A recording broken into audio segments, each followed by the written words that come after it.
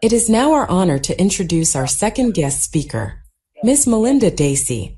Melinda Dacey serves as a principal planner at the City of Costa Mesa, California, and has extensive experience in community planning, redevelopment strategy, and sustainable urban planning initiatives.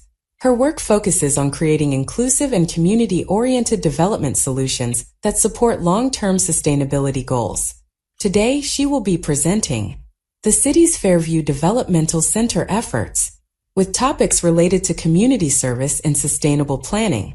Please join me in giving a warm welcome to Melinda Dacey.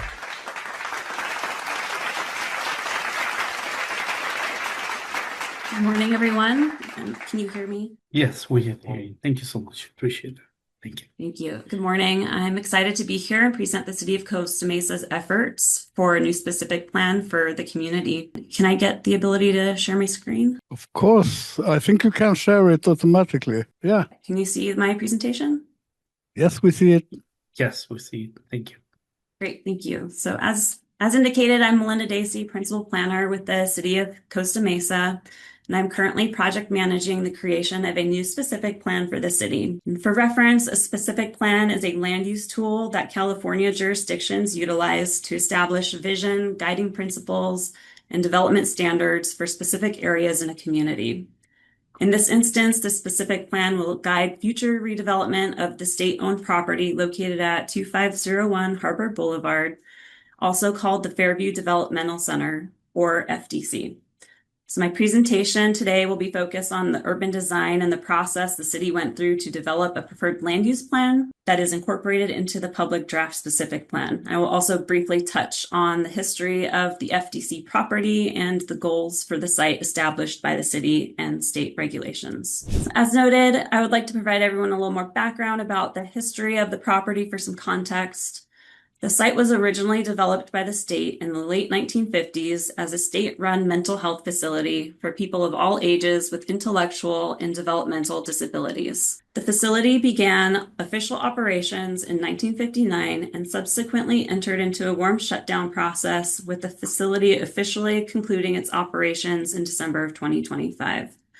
This is due to the greater understanding of mental health needs, and the model for providing care changed from a hospital institutional type of setting into a group home type of a setting. And just for references, a warm shutdown means that the facility was maintained and had a license to temporarily house emergent cases while a permanent home for care was found. So several actions by the city and state have laid the groundwork for this project. The city began the preparation of the specific plan in 2022 and 2023. The state passed several bills relating to the property, which established certain parameters that include the site being a mixed income, mixed use site where housing is one of the main focuses of the specific plan. The city and applicable state agencies initially met on a weekly basis that has since transitioned to biweekly or as needed meetings. So a few of the state agencies that the city is currently working with is the Department of General Services and the Department of Developmental Services.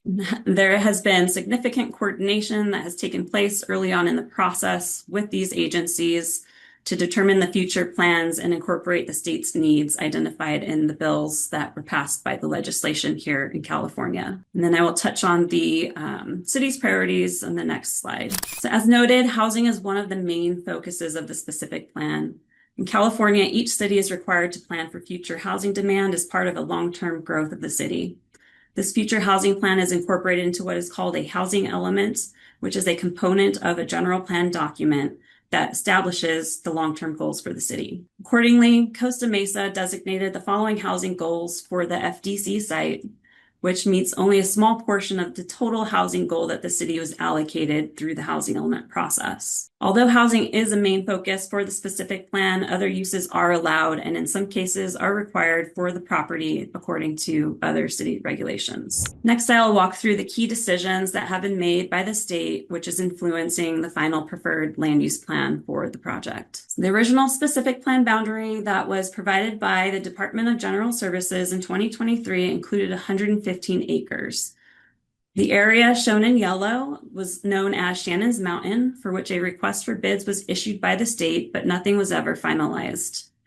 The site is surrounded by the Costa Mesa Municipal Golf Course and includes one primary vehicular entry point into the site, which is accessible from Harbor Boulevard and Fair Drive, which is at this intersection here. And while the city was in the process of hiring a consultant to prepare the specific plan and select a consultant to take on a large portion of the work related to the creation of the document, the California Office of Environmental Services or Emergency Services, which is also called Cal OES, was also seeking a location to establish a second emergency operations center within the state, or an EOC.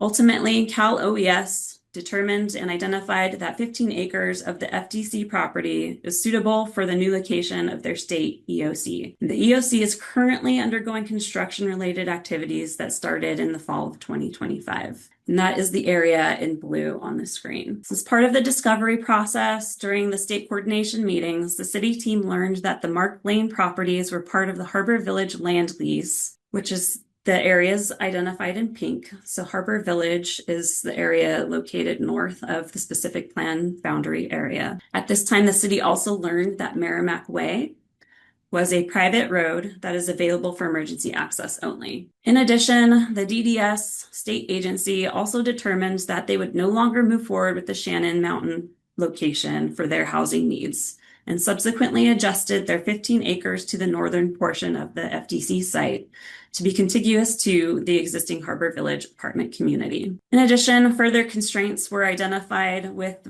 respect to the Emergency Operations Center. They are required to have a 120-foot radio antenna tower located on site, which requires additional constraints for incorporation to the specific plan in relation to building heights, so that that emergency communications tower can also communicate with the other array alignments with communication towers throughout the county. And with all of this information in mind, the remaining land available for future redevelopment of a master developer is 80 acres. However, the DDS remaining acreage is 15 acres, and that would also be included within the specific plan for a total of 95 acres for the project. Once all of these constraints were known to the city and the project team, we began to work with the community and gain their input and engagement for the land use plan concepts. The community was presented with the following concepts prior to the project team completing a financial feasibility analysis for the project. The purpose of these concepts were to test a range of options, incorporate input from the public, and document what works and doesn't work. Note that the city is required by the state to complete the financial feasibility analysis as part of the project to ensure that future redevelopment of the property can occur. In addition, it is also the city's responsibility to create a specific plan for the FDC site that ensures future development provides all required infrastructure, public services, open space, public safety services, and appropriate development impact fees to support the level of development that is reasonable to assume for a future master developer to pursue a financially feasible development scenario. The financial feasibility analysis represents a conservative planning level estimation of financial risk and rewards that a master developer would face undertaking the development of the FDC. It is based on industry standards, but the selected master developer will have their own business model and approach to reach financial feasibility. So the different types of concepts are shown on the screen with the land use plans that were associated with those different concepts. Based on the financial feasibility analysis, which as I mentioned was not available at this time, concept 2 and 3 were determined to be somewhat financially feasible. And the feasibility analysis found that those two concepts were feasible, but as you can see in concept 2, there was a gap in financing, but it was still determined to be financially feasible. Concept 1 did not have enough density on the site to accommodate the affordable housing that is included within the project. So nevertheless, concept 1 was presented to the community, and at that time, it also included the area noted as DDS housing to the north, but this area has since been removed from the plan by the state. These concepts were presented to the community. The different housing product types include townhomes, stacked flats, and residential wrap buildings. The location of the commercial and retail for a mixed-use community, as well as distribution and programming of parks and open space throughout the site. Concept 2 is a little more dense and has a smaller gap in financing as compared to Concept 1. In this concept, the open space area was increased by 4 acres as compared to Concept 1, so townhomes were no longer included in this concept. Podium and wrap style housing product types are included in this concept with commercial and retail area adjacent to the open space. In addition, Concept 2 requires a new secondary access road through the golf course. And finally, Concept 3 was presented to the community.